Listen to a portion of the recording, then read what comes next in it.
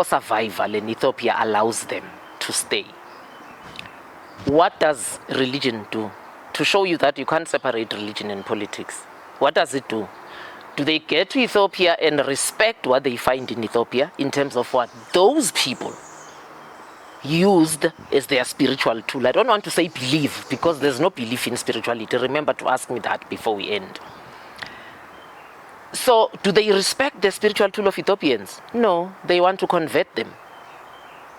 Like, dudesses and dudes.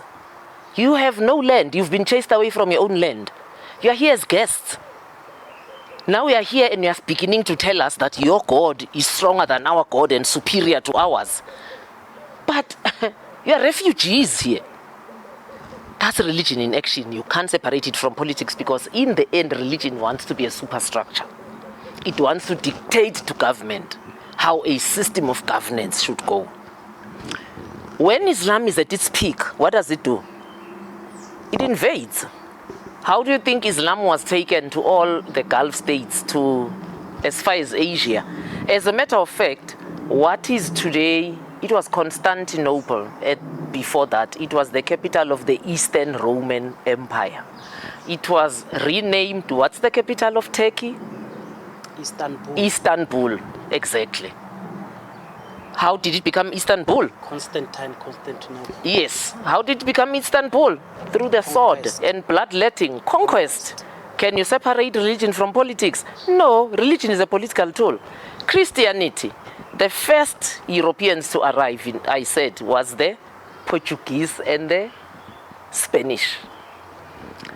They see this vast land of beautiful people. Africans are beautiful, by the way. I don't want to even mince my words about it. Beautiful structure, beautiful skin, beautiful hair, beautiful structure, strong, very strong.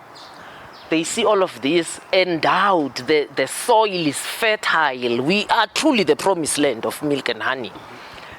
They want this. They start fighting amongst themselves. Who calls them?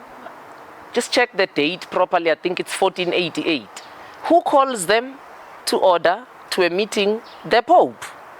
Why does he call them? They are both Catholic nations. What does he say to them? Catholics, don't kill one another over a bunch of peasants. What are the names they called us? I don't know why they elude me now. Heathens. Yeah, heathens and barbarians. You know, monkeys. We don't do that as Catholics. Kafir. We don't kill ourselves over such useless people.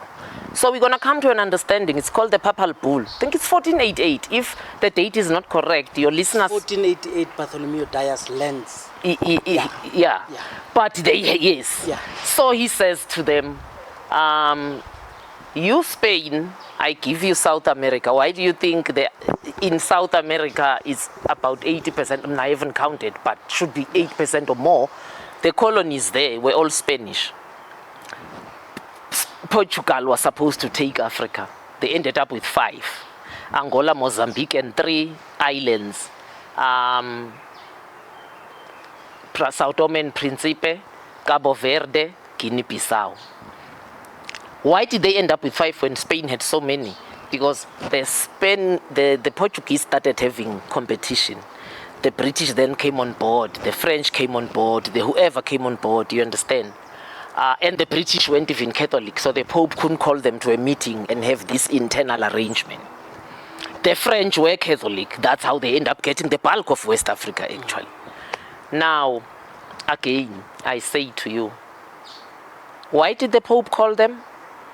It's religion. What were they fighting about? Colonialism, which is what? A political invasion. Can you separate politics from religion? You can't.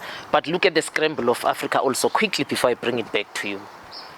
1484 to 1488, 4 years. People think the scramble of Africa was a one-day meeting. No, it was a 4-year meeting.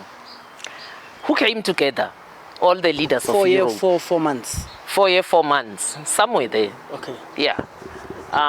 No, most people think it was just one day. Yeah. They got together at the...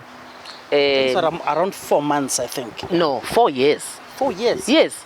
1484 to 1488. Oh. Those meetings were coming in and out, in and out, in and out. People think when we say that meeting in Berlin, the conference of Berlin, or the Scramble of Africa, we are talking about, no, they got together one day, and no. They kept meeting as they were fighting to have mitigation, as they were finding things to decide. Oh, okay, guys, they have something called the national altar, and the keeper of the national altar is the Queen Mother, Indlovukazi, Kgosigadi. So what do we do? Do we kill the Indlovukazi? Do we kill the king, or do we kill the Queen Mother? Who's more important? What was your experience? They kept checking scripts against each other and advising one another. Now, but who came to the conference in Berlin? All the leaders of Europe. Were they spiritual leaders? No, they were political leaders. But who also attended? The church, the Pope. So can you separate Christianity and politics? You can't. So fast forward to today. If you say political parties today are using religion to gain traction, oh, well, number one, I had someone challenge me in a podcast on Tsigi Mazwai, telling me, I don't know what you guys are always talking about, this African spirituality thing of yours. After all, over 80% of South Africans are Christian. Wow. Wow. So a white American can rock up and say, I hear you African Americans always talking about equality. After all, over 80% of America are whites. So shut up and just fall in line. Some arguments, you just listen to the person and you're just like, did you wake up on the wrong side? Did you wake up at the foot of your bed? How did you wake up for you to be bold, to be this stupid? You know, excuse me. Anyway. Are they really Christian, is what I ask. Mm-hmm. Because if you look at Catholics, which is the majority, it's the biggest in the world actually, not just in South Africa. Does Catholicism allow them to slaughter a goat on Friday? Of course it does, and they do. Does it allow them Khubea nama emsamo? You know, the select parts that we put at the altar? Of course it allows them. Having done that on a Friday and eaten that food on a Saturday, do they go to church on Sunday? Of course they do. Do they take the Catholic sacrament? Of course they do. Does the Catholic Church have a whole month in October dedicated to the living dead, to ancestors? Of course it does. Does it encourage you to go and visit at the graveside? Of course it does. Born-again Christians, who are the fanatics, who don't want you to do those things, are they the majority? Definitely not. Is the first churches that came, the denominations actually, your Catholic, your Methodist, your Anglican, are they the majority? Of course they are. Having said that though, let's come back to why political parties use it. It's easy. It's already organized. Remember, politics is about numbers. Mm-hmm. So if I go to Ray Macaulay and he officiates me as a leader of the Purple Party, I don't want to use colors that exist, or the Orange Party, you know. When he officiates me, it means everybody at Rema believes that this is the party chosen by God, but not just that. If Rema is influencing maybe 10 other born-again denominations, it means right there also I have an influence.